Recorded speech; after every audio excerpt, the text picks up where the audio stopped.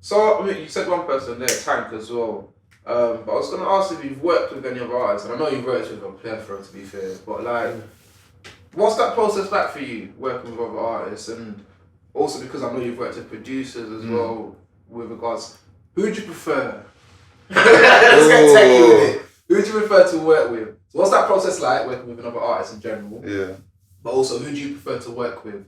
Producers or lyricists? Okay. Oh, that's a great question, bro. I love it. I genuinely love it. Like I think the whole purpose of art is just collaboration, isn't it? Like the reason we're able to even sound like the way we are, do what we do, is because we borrowed that from someone else, or we just took it and tweaked it, or whatever it is.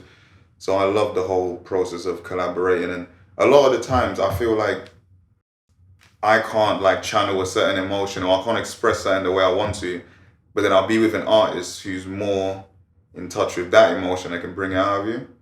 So for me, that's like amazing. Like I love that because I do like songwriting on the side. That's like one of my like favorite things I like to do. Sometimes I question if I even like doing that more than actually like writing for myself, because it allows me to just, you know what I mean, tap into someone else's emotions and feelings and just talk to them and have a conversation like we're having right now. Find out who that person is and be able to help them tell that story. Like, do you know what I mean? So I love it, man. And collaborating from, like I said, the grime background is, do you know what I mean? It's always just been about just back to backs and just it levels you up basically. It makes me better. If I'm just there on my own, I'll make some tunes great. But when I'm with like other people, it makes me like want to be better. I'll be inspired by their flow or learn a new melody, or how did he get that pocket? Oh, I never even think of that lyric. Oh, that's crazy. You know what I mean? But who I prefer to work with the most, producers for sure. Producers, because I can't produce. It's as simple as that. What's that? I could write, I could rap, I could do a little engineering, a little this and that, but I can't produce. But all I hear in my head every day is just beats and sounds and shit. And I'm like, how do I get that? How do I get that out of my head? You know what I mean? So I could then like write to it and make it something. And that's always where I get stuck. So when I lock in with, people like Tang, big up, Tang Heavy Trackers, and all the producers, it's like the other half of me, innit? They could literally, like, I just treat them as an extension of me. It's like, this is what I'm saying. Can you help me get this sound? So that's my favorite part for sure. Sick, sick, sick. So have you got a top 5 artist list at the moment, bro? Oh my days. Do I have a top 5 artist list? I think I could try. Yeah, go on. We're not saying like the best. You're saying like just favorite or whatever. Nah, it's like it's also a personal thing, isn't it? Personal. Like, Okay, yeah. Who do you personally? Is my think top is your 5. top Yeah, five? okay. Gets for sure. Yeah. All my bridges know how much I. You've heard me going on about Gets since I was like 12. Like he's the best. He's the hardest. Now, honestly, bro, like it's like I said, it's a shock factor. I came here and I heard that, and I was like, how is it possible to do that? How is he doing that? How's the beat that fast and he's catching every pocket? I'm understanding what he's saying and he's making every word rhyme with in between words and this and that. It blew my mind. So 100% like Gets, and the story of just being from East as well, like us. You know what I mean? Everyone, told him, you need to go and make these pop songs and this and that. He just stayed to who he was, and then one of his lyrics now says, they said Grime wouldn't get man a mortgage. Now I'm in a 5-bed yard and it turns out man can afford it. That's why he inspired to. Like that's why he's my number one, because I know obviously the Jay-Z's and all this and that, but I need someone locally to see like this brother there made it happen. So he's number one for sure. 2, Kendrick Lamar. Kendrick is like, I personally think like the greatest rapper that's ever lived. I know it's mad controversial, but I've been listening to this guy forever, and Good Kid, Mad City changed my whole life. Like wherever I thought music or rap was before, I listened to that album and it literally just made me think, yeah, this is it. This is how you make an album from start to beginning. It's a film, from the girl setting him up to the hood to the mandem to peer pressure to lust to love to everything. It blew my mind, bro. So, and everything else he's made from then's been 10. So yeah, Gets, Kendrick, Rich Free too. is another one. Lyricism, you know, that's I'm very big on like lyricism. Like I think every lyric has to mean something. And I started listening to Wretch, and I'm like, how does this guy not waste a punchline? Every single line is a punchline. That's not fair. How you doing that? I want to. So yeah, Beres Hammond. That was like literally like my first introduction to music. I think he's like a Caribbean god to me. Like literally, it's like yeah, no, seriously, like it's crazy, bro. Like I was young, just hearing these sounds, hearing his melodies, his songwriting. He's another one that don't miss a line, and he's making like love songs and that. But he's a conscious brother as well, and that was obviously what my dad was playing in the house at the time. So all these like reggae artists are legendary to me. So that's four. I got one more. Eminem. Yeah. Eminem brought out my rebellious side, yeah. Eminem told me, yeah, basically, if you think you can't say that, yes, you can. Like, yeah, you can, yeah. Say it. I'm a guy, I'm not ashamed to say I have like just a lot of crazy thoughts. Like just, you know what I mean? Like it's just, and you know, people say, oh, you can't say this, you can't do this. Like, why not? Like, do you know what I mean? But that's how I feel though. Say it. And then listening to Eminem just told me, yeah, you can say it. Like, just that's what the art is for. Like, yeah, it could be controversial, it could be taken this way, whatever, but that's how you feel. So, I think, yeah, that's my top 5. Sick. Like, comprehensive as well, like, proper broke it down. Thank you for that, bro. So, on that list as well, is there anyone on that list or anyone beyond that list that you would say inspires you? Well, yeah, for sure. There's, you know, obviously the Jay-Z's, J. Cole, obviously. Even man that I just like locally, like obviously to end, it's like millions, like drill artists and stuff like that. These people, like, they inspire me because, like, for me, it's just about like the numbers and all that stuff. It don't matter to me. Are you good at that? Can you just make good music? Like, and that's literally the only thing I listen to. So like, it's just artists like that. I just want a consistent amount of good music. People like Jay-Z and Nas and like I say, just these just local artists like, you know, Koji Radical, like just people who are just consistently just proving that I'm not gonna settle and make a dead tune. Every tune I'm giving you is gonna make you feel something, and that's what I'm here for. So, yeah. Sick. Right, just touching on your journey as well, bro.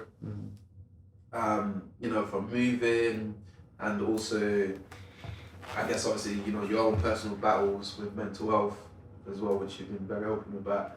What would you say your biggest obstacle at the moment has been? Literally my mind, bro. Literally. Me, myself.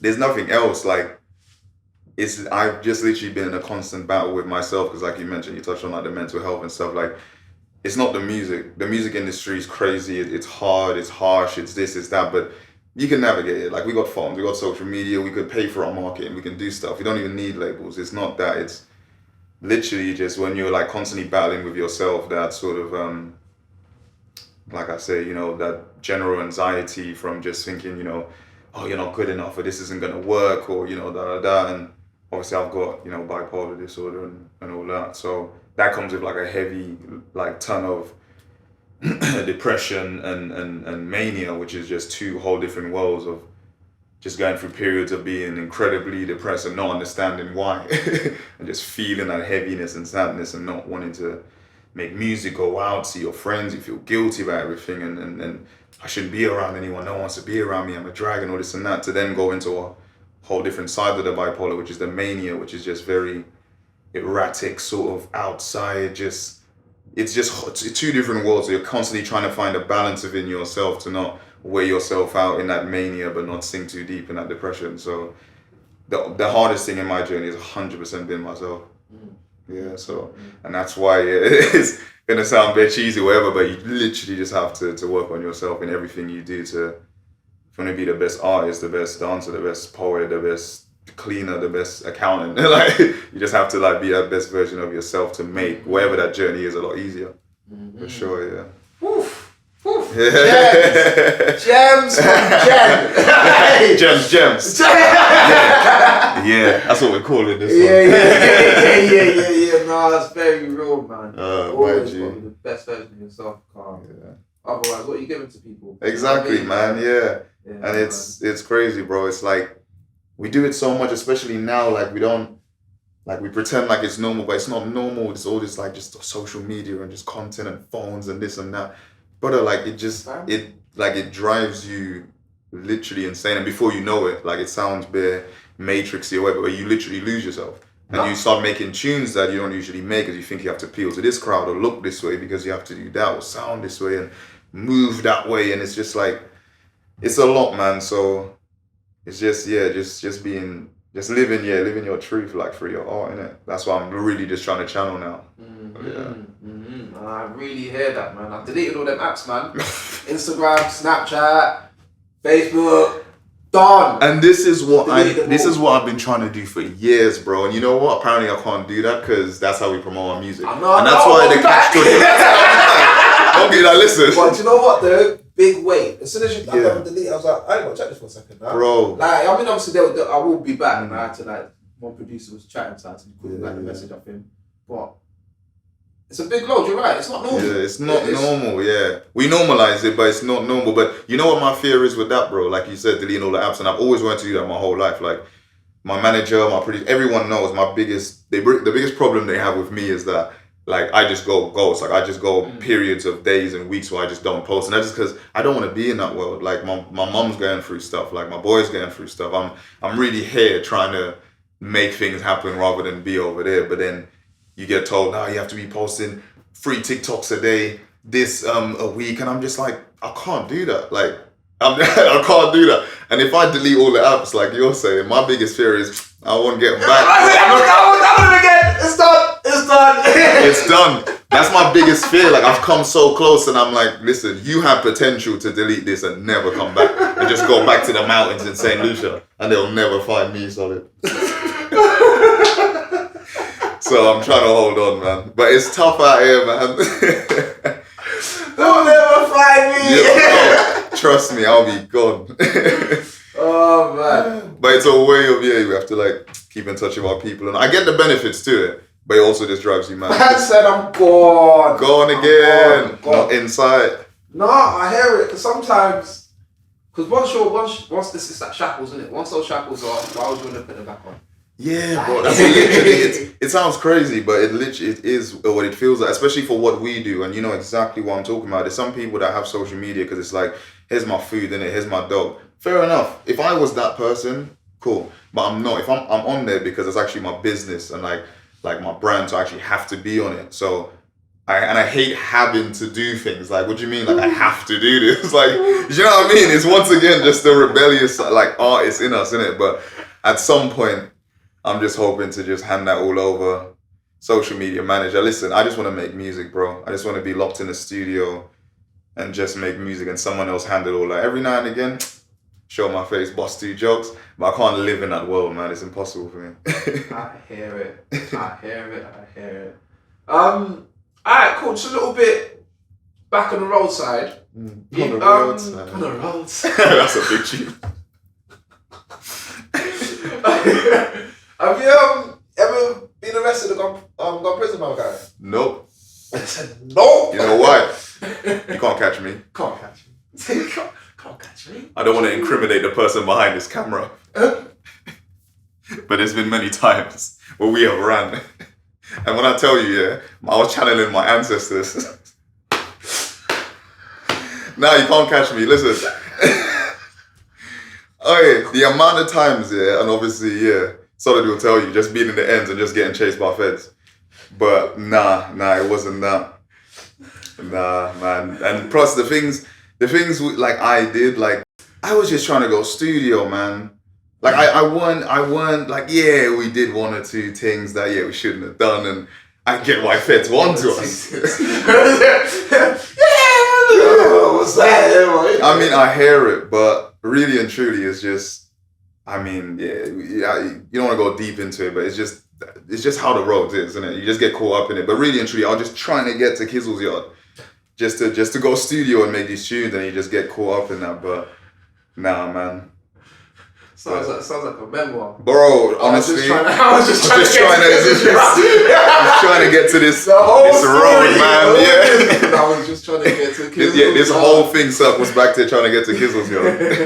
Nah, man. Honestly, big up Kizzle, man. That's where, it was just training for just being able to write these tunes, and it became second nature to us, man. So it was appreciated. But nah, man, we were just, stop and search all the time. Operation Trident, there was bare stuff in the ends, and it was just always up against vans and search and that. But nah, I ain't getting arrested.